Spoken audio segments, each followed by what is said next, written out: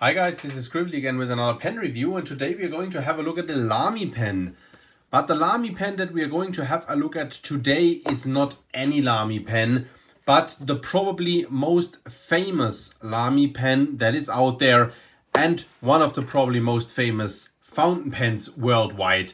It's the Lamy Safari. And the Lamy Safari is at the same time probably with the Pilot MR/Metropolitan, the most well-known entry-level fountain pen, because it costs, at least here in Europe, I know that in the States pricing is slightly different, around 15 euro, maybe 20 euro, something like that. These pens are pretty convenient because you can easily swap out the nibs here for different other nib sizes. I have a fine nib on that one here.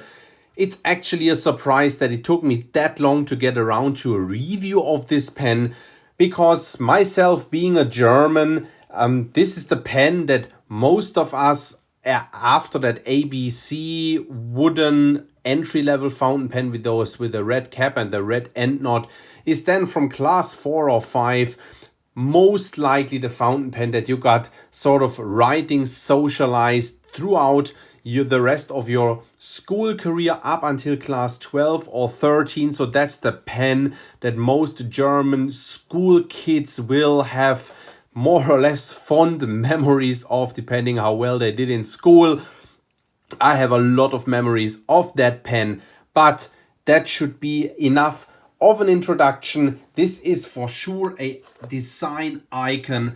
Let's have a look at the packaging before we dive into the pen. And one other thing that I want to point out in advance, this is not going to be only a review of the Lamy Safari, but I'm a left-handed fountain pen user, and I do also have a format here on scribbly.org and on my YouTube channel that is called the Left-Hander Fountain Pen Guide. So what I do have here in that packaging in which that Lamy Safari comes in is one of these swappable nibs, and that nib here has an imprint LH, which means links-hander or left-handed in that instance, and that is a left-hander fountain pen nib that is supposed to have a slightly different grind. Of course, you can't really see that with the bare eye, and when I do the writing sample at the end of the review, I'm going to try to see and find out if that Lefty Nib, I've already made a video in my Lefty Fountain Pen Guide saying, do I need a Lefty Nib, question mark. So I've never really used the Lefty Nib before, and I was of the opinion that Lefty Nibs don't really make any sense, but I'm very happy that I now get to try a Lefty Nib myself, and we'll do that at the end as said of the review in the writing sample.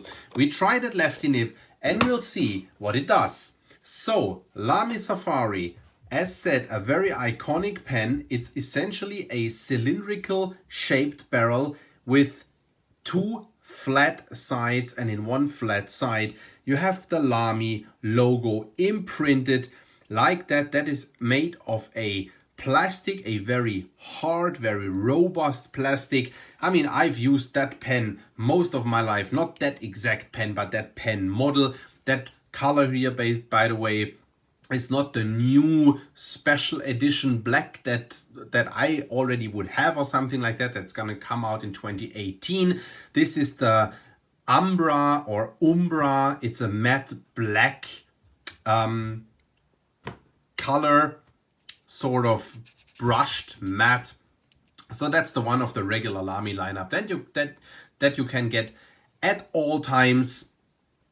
So as said, this is not, of course, the one that I've used all my life, but I've used Lamy Safaris all my life, and I can tell you that those pens are next to indestructible, very, very sturdy. You have this like very iconic kind of wireframe clip here, which looks super cool. It's super useful because it holds the pen in a pen pocket, in a pen pouch very well. It's maybe not the pen that you might want to slide into your shirt pocket because it's a kind of a long pen, but What I really like that clip for is because it's super useful to pop the cap off very easily, because you just press against it with your thumb and that pops off the cap. That's how I actually most of the time open up that pen. That pen, now I'm not going to do a size reference or something like that, because that actually, or comparison, that is my standard size reference pen, but I just want to throw in a Lamy Lux quickly, which essentially is an upgraded version of the Lamy All-Star. And the only thing that I wanted to show you here is that those pens are, apart from that the Safari being plastic and the Lux being metal, are essentially the same pens, just that the All-Star or Lux is a little bit thicker or a little bit chunkier. It does at least appear so, and I think it actually is. And then those flat sides of the barrel with the Lux / All-Star extend all the way into the cap, and we don't have this very same picture here with the Safari, because like it's a bit difficult for you to see because the pen is black. But I hope you can see that the flat side extends until into the ink window, and I think we see it better when we uncap the pen. And then we have a small like thing that comes up here, so it sort of tapers up here a little bit, so that is not entirely flat, as with the All-Star form factor wise. Then as said, of course, the pen is a push on cap. You can pose the pen, but it becomes very long. It doesn't become top heavy whatsoever. It's a very, very lightweight cap, but I find the pen becomes pretty unwieldy. I would never get the idea to write that pen posted. We have, and that is maybe also one of the reasons why the pen is used in schools in Germany and maybe in other countries as well, I don't know that, because it has this triangular grip section here that sort of helps you get the correct writing position, this kind of tripod grip here. I have read about people that have problems with that grip, so there are those that love that grip and those that hate it, because of course if you have a grip that is sort of something like that, then you're actually holding onto the top here, and those side edges here might cut into your hand here a little bit. To me, actually, I mostly hold the pen like that, so I don't have any problems. And even if I tend to sort of change my grip as I write, it doesn't actually bother me if I hold the pen like that. Yes, then a round grip section is a wee bit more comfortable, but I mean, as said, I've been writing with that pen throughout all my school days. No problem for me. A thing that is very convenient is that you have an ink window here. The pen here is freshly inked with diamine graphite. That's why it's dark. But of course, you do see the ink level without even opening the pen, which is super convenient. The pen takes the Lamy proprietary T10 cartridges. I have a Z26 converter in here. That's the converter that is normally not supposed to be in here, because that's the converter for the Lamy Studio and so on. One is supposed to use the Z24. That's the one with the red knob and has two nipples here that sort of go into those ridges here. But well, as you see, the Z26 converter does work, at least in that particular setup here. No guarantees from my side that Z26 generally is compatible with that pen. I had no other converter around at the moment, so I used it, and in that particular setup it does work. We then have, of course, as said, those swappable nibs. They are called Z50 if I'm not mistaken. The black pen does have a black nib on. They come in sizes extra fine to broad, I think. As said, that one here is a fine, says Lamy. Lamy feet down here. Lamy nibs. I never had a Lamy Z50 nib that would write badly or something like that. Mostly those pens write really, really well, not for no reason. As said again, are they used in schools all over Germany, and not for no reason is that one of the top entry-level fountain pens.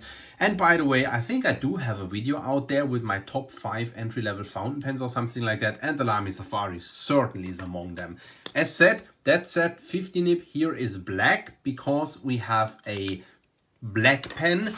Often they are, as said, silver, like this left-handed nib here. So I think there is a glossy black Lamy Safari out there with a silver clip, and I think that one does have a silver nib as well.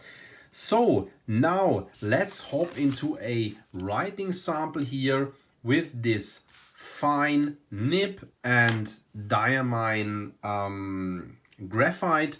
As I said, no, right up a little bit in the course of the review. We go here with the Lamy Safari with a fine nib. Lamy Safaris are sort of medium wet writers. The ink here, diamine graphite, is not excessively wet, but also not excessively dry. And the ink on page here is also neither excessively wet nor excessively dry. So I would say it's a medium wet writer. Those pens are really a pleasure to write with. The nib is quite stiff, quite rigid. There's not a lot of line variation or something like that that you can get out of that nib. If you press down a little bit, you will get a more generous ink flow, but I'd say that that is pretty much a nail, which is good. And another reason why it's an entry-level fountain pen, because it can take a quite heavy hand. It can take quite, you know, careless writing, sketching, scribbling, and all the kind of fun. So as it is a pen that can take a harder hand or more or less careless hand, it still is a really smooth nib to write with. I really like those nibs. So now, as we wrote with that thing here a little bit, let me swap out the nib, that fine nib, to that Lefty Nib here. And I'll do that by just pulling off the nib from the feed, as you can see here.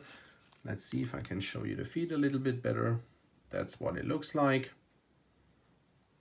Okay, and now what we do is that we just slide that Lefty Nib here onto the pen. Now that does of course look a little bit odd, a black pen with a silver nib, at least in my eyes. Matter of taste, of course. Put that nib here carefully into that small microfiber thingy here and put it aside. Now it may be that it takes a little bit for the pen to start up. No, it's already there. Okay, and now this is the part of the review where we do test the Lefty Nib. Let's write something. This is a Lamy Safari with the Lefty Nib.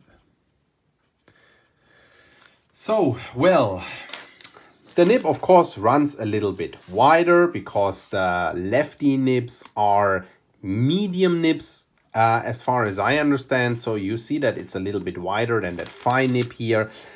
But as I have already supposed in my video back then, I'm trying to zoom out here a little bit, when I was talking about whether or not you need Lefty nibs,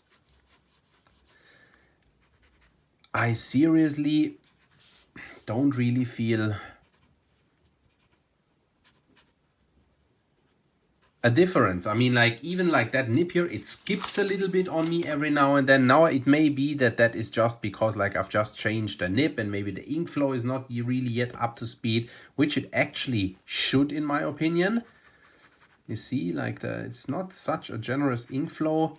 Maybe I'm a weird lefty, especially the upstrokes. The upstrokes are the strokes that the nib is supposed to sort of improve with lefty writing, because of course lefties often push instead of a righty. That now, you know, with the letter A, for example, you drag the nib up the page, right, and then drag it down. And the lefty, when you do the letter A, you push the nib up the page and then drag down again. So to my understanding, the nib is like angled slightly or slanted towards that side instead of downwards, in order to make those push strokes a little bit more comfortable or whatever.